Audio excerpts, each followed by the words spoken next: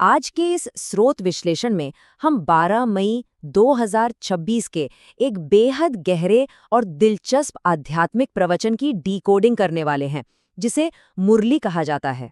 इस पूरे डॉक्यूमेंट में स्पिरिचुअल सॉवरेनिटी यानी आध्यात्मिक संप्रभुता तक पहुंचने का एक बहुत ही सिस्टमैटिक और स्ट्रक्चर्ड रास्ता बताया गया है। तो चलिए सीधे इस ज्ञान की गहराई में उतरते हैं। इस पूरे टेक्स्ट के स्ट्रक्चर को समझने के लिए हम इसे 5 मुख्य हिस्सों में बांटकर देखेंगे। शुरुआत करेंगे समय की पुकार से, फिर समझेंगे एक बाप से सच्ची प्रेत का असल मतलब क्या है। इसके बाद गीता के भगवान का रहस्य सुलझाएंगे, ईश्वरीय सेवा और धारणाओं की बात करेंगे और आखिर में वरदान और अव्यक्त इशारों के गहरे अर्थ को समझेंगे। तो चलिए पहले हिस्से से शुरू करते हैं। पहला सेक्शन है समय की पुकार। इस टेक्स्ट की गहराई में जाने से पहले हमें उस फ्रेमवर्क या कॉन्टेक्स्ट को समझना होगा जिसे ये डॉक्यूमेंट आज के समय के लिए बहुत ही अर्जेंट और एकदम क्रिटिकल मानता है। यहाँ टेक्स्ट में एक बहुत ही पावरफुल स्टेटमेंट दी गई है। इसमें साफ साफ लिखा है कि विनाश काले जिनकी प्रीत बाप के साथ होगी वही विजय पाएंगे। मतलब इस स्रोत के हिसाब से एक ग्लोबल ट्रांसफॉर्मेशन या विनाश का समय बिल्कुल सामने है, और इस दौरान जीत की गारंटी सिर्फ उनके लिए है जिनका मन, जिनकी बुद्धि सिर्फ और सिर्फ एक बाप यानी सुप्रीम अथॉरिटी से जुड़ी हुई है। ये शुरुआती हिस्सा इस पूरे प्रवचन के कोर आइडिया को एकदम शीशे की तरह साफ कर देता है। ये बताता है कि दुनिया का ये बड़ा बदलाव टाला नहीं जा सकता, और ऐसे वक्त में इंसान की मेंटल अलाइनमेंट यानी वो मानसिक रूप से कहाँ फोकस कर रहा है, वही उसका भविष्य तय करेगी। ये सच में सोचने पर मजबूर कर देने वाला नजरिया है। अब दूसरे थीम की तरफ बढ़ते हैं, जो है एक बाप से सच्ची प्रीत। अब जब ये साफ हो गया कि फोकस एक ही जगह होना चाहिए, तो टेक्स्ट तुरंत एक बहुत ही प्रैक्टिकल सवाल उठाता है। आखिर इस सच्ची प्रीत को साबित कैसे किया जाए, इसे नापा कैसे जाए? इसके जवाब में ये प्रवचन हवाई बातें नहीं करता, बल्कि 6 बिल्कुल क्लियर और मेजरेबल निशानियां देता है। ध्यान से सुनिए। पहली, बुद्धि किसी देहधारी यानी शारीरिक इंसान की तरफ ना भटके। दूसरी, हर स्थिति में विजयी बने रहना। तीसरी, उस सुप्रीम पिता से कुछ भी ना छिपाना। चौथी, अमृत वेले यानी सुबह जल्दी उठकर कनेक्शन जोड़ना। पांचवी, दधीची ऋषि की तरह सेवा में अपना सब कुछ लगा देना। और छठी, दिमाग का दुनियावी बातों से एकदम कट ऑफ रहना। ये दिखाता है कि कैसे एक आध्यात्मिक भाव को एक सख्त डेली रूटीन में बदल दिया गया है। चलिए अब तीसरे हिस्से पर आते हैं, गीता के भगवान का रहस्य।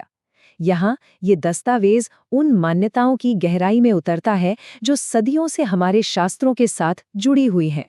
यहाँ एक बहुत ही स्ट्रॉन्ग डिबेट छेड़ी गई है।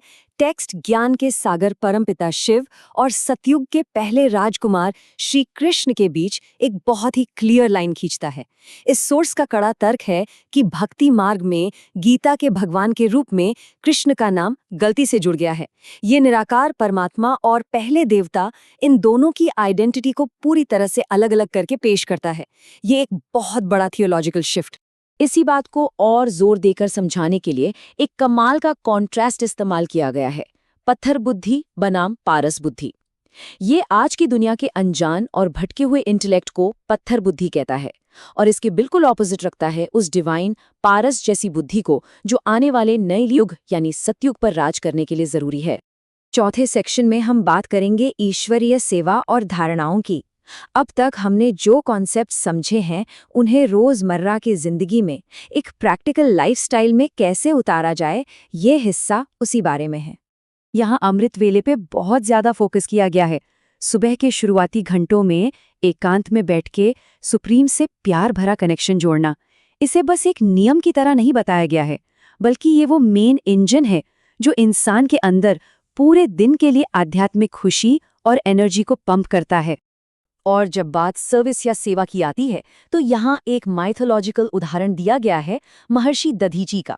जैसे उन्होंने अपनी हड्डियां दान कर दी थी, वैसे ही यहाँ इंस्ट्रक्शन है कि सच्ची सेवा के लिए माइंड, बॉडी और वेल्थ यानी तन मन धन का 100% डेडिकेशन चाहिए।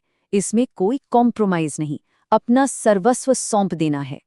इतना ही नहीं, आउटरीच के लिए इस डॉक्यूमेंट में बिल्कुल पक्की स्ट्रैटेजी भी दी गई है। स्टेप 1, जो लोग ट्रेडिशनल गीता पाठशाला जाते हैं उन्हें अपनी आध्यात्मिक प्रदर्शनियों में इनवाइट करना। स्टेप 2, उन्हें खुद ये मौका देना कि वो इस ज्ञान को जज कर सकें। और स्टेप 3, पाई पाई जोड़कर अपनी संप्रभुता या अपना राज्य स्थापित करना। एकदम point two point action plan. इस पूरे प्रोसेस में एक बहुत ही गजब का इकोनॉमिक कॉन्ट्रास्ट देखने को मिलता है। जरा सोचिए, एक तरफ ये दुनिया विनाश के हथियारों पर करोड़ों अरबों खर्च कर रही है और दूसरी तरफ ये आध्यात्मिक विद्यार्थी अपनी पाई पाई अपनी छोटी छोटी सेविंग्स जोड़कर अपने फ्यूचर किंगडम की नींव रख रहे हैं। ये छोटी शुरुआत से कितना बड़ा इम्पैक्ट क्रिएट करने वाली बात है। अब हम इस एनालिसिस के बिल्कुल आखिरी और 5वें हिस्से में आ गए हैं, वरदान और अव्यक्त इशारे। इस डॉक्यूमेंट के एंड में जो डीप ब्लेसिंग्स और मनोवैज्ञानिक हिंट्स दिए गए हैं उन्हें डिकोड करना सबसे जरूरी है। यहाँ जो रोजाना का वरदान दिया गया है वो दरअसल एक बहुत बड़ा चैलेंज है।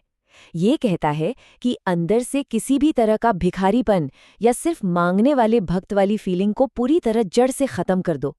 उसकी जगह खुद को सब शक्तियों से भरपूर एक पावरफुल दाता या विधाता समझो जो दुनिया को कुछ दे सके। ये एक तरह से माइंडसेट का पूरा फ्लिप है। और अंत में ये जो अव्यक्त इशारे दिए गए हैं ये पूरे के पूरे प्रवचन को बाहरी दुनिया से समेटकर सीधे इंसान के भीतर ले जाते हैं। ये फोकस शिफ्ट कर देते हैं एक ऐसी अचल और अडोल मानसिक स्थिति बनाने पर जो किसी भी बाहरी हलचल से हिले नहीं।